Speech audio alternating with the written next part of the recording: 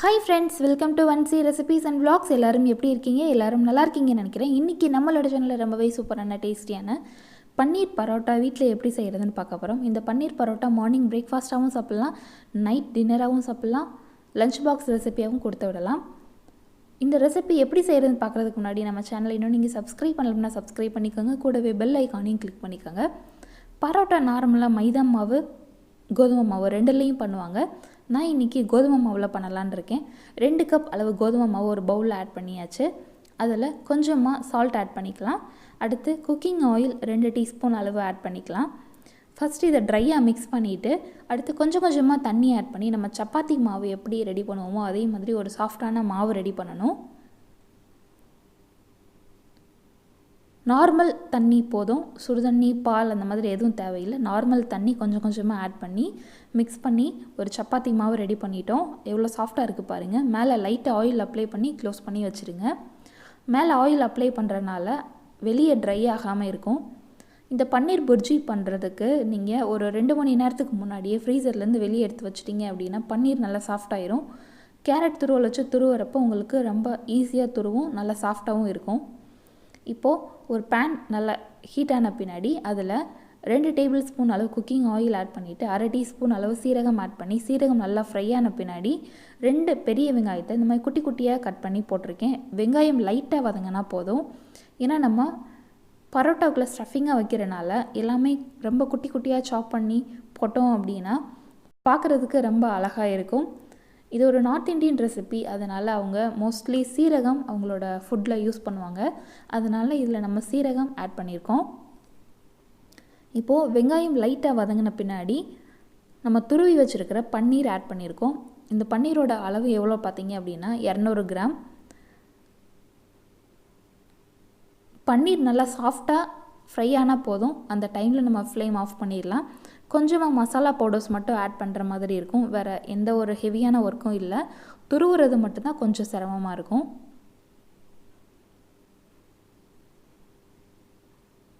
இப்போது 1/2 டீஸ்பூன் அளவு இஞ்சி பூண்டு பேஸ்ட் ஆட் பண்ணிக்கலாம். அதையும் நல்லா லைட்டாக மிக்ஸ் பண்ணிக்கலாம், பச்சை வாசனை போகிற வரைக்கும். இந்த பன்னீர் புர்ஜி ஸ்டஃபிங் வச்சுட்டு எக்ஸ்ட்ராவாக இருந்தது அப்படின்னா அதை ஒரு டப்பாவில் ஸ்டோர் பண்ணி ஒரு ஃப்ரிட்ஜில் வச்சுருங்க. மறுநாள் நீங்கள் என்ன லஞ்ச் செய்கிறீங்களோ அதுக்கு சைடிஷாக கூட வச்சுக்கலாம், ரொம்ப நல்லாயிருக்கும். இப்போது 1/4 டீஸ்பூன் அளவு உப்பு ஆட் பண்ணியிருக்கேன். காரத்துக்கு ஏற்ற மாதிரி மிளகாய் தூள் போட்டுக்கோங்க. 1/2 டீஸ்பூன் அளவு நான் ஆட் பண்ணியிருக்கேன் மிளகாய் தூள். அடுத்து கரம் மசாலா ஒரு 1 டீஸ்பூன் அளவு ஆட் பண்ணியிருக்கேன். இப்போ இது எல்லாத்தையும் நல்லா மிக்ஸ் பண்ணிடலாம்.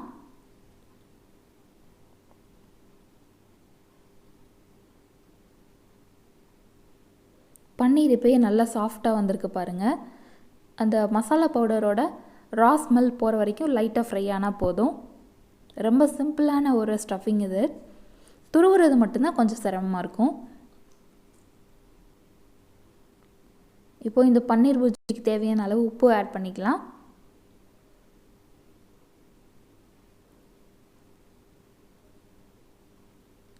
சால்ட் ஆட் பண்ணி நல்லா மிக்ஸ் பண்ணியாச்சு. ஃப்ளேம் ஆஃப் பண்ணுறதுக்கு முன்னாடி மல்லி இலை மட்டும் ஆட் பண்ணி மிக்ஸ் பண்ணிவிட்டு ஃப்ளேம் ஆஃப் பண்ணிடலாம். புர்ஜி ரெடி ஆகிடுச்சு. இப்போ ஃப்ளேம் ஆஃப் பண்ண போகிறோம். அதுக்கு முன்னாடி மல்லி இலையை ரொம்ப குட்டி குட்டியாக ஃபைனாக சாப் பண்ணி போட்டிருக்கேன். அதையும் நல்லா மிக்ஸ் பண்ணிவிட்டு ஃப்ளேம் ஆஃப் பண்ணிடலாம். அவ்வளோதான், நம்மளோட சுவையான பன்னீர் புர்ஜி சூப்பராக ரெடி ஆகிடுச்சு. இப்போ இதை ஸ்டஃபிங் வச்சு பரோட்டா ரெடி பண்ணணும். இப்போது நம்ம பிசைஞ்சு வச்சுருக்கிற சப்பாத்தி மாவை ஒரு சின்ன சின்ன பால்ஸாக ரெடி பண்ணணும். அதாவது ரொம்ப சின்ன பால்ஸாக இல்லாமல் ரொம்ப பெரிய பால்ஸாகவும் இல்லாமல் மீடியம் சைஸில் எடுத்துக்கோங்க. அதை இந்த மாதிரி லைட்டாக தேய்ச்சிட்டு உள்ளே அந்த பன்னீர் புர்ஜி ஸ்டஃபிங்காக வச்சு நல்லா க்ளோஸ் பண்ணிவிட்டு அதுக்கடுத்து லைட்டாக தேய்க்கணும்.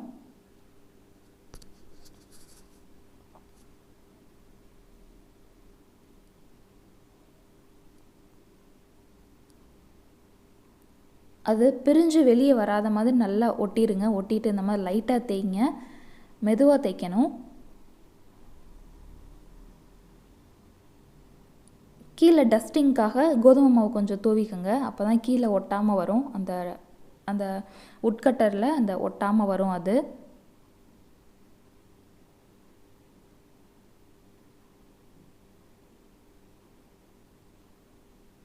ரொம்ப தின்னாக தேய்க்கக்கூடாது, அதோட ஓரங்கள் எல்லாம் லைட்டாக தடிமனாக இருக்கணும். இந்த மாதிரி ஸ்லோவாக தேய்ங்க, அப்போ தான் நல்லா உங்களுக்கு ரவுண்ட் ஷேப்பில் வரும். ப்ளஸ் உள்ளே இருக்கிற பன்னீர் வெளியே வராது.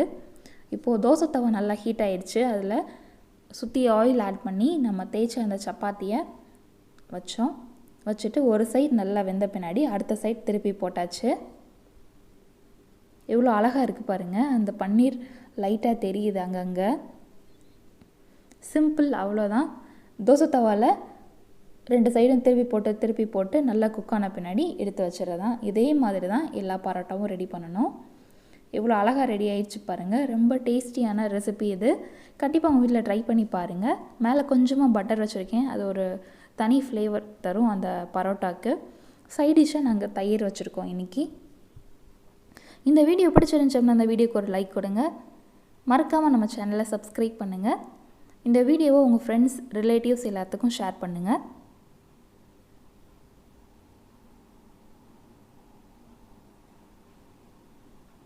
Thank you for watching. Have a great day.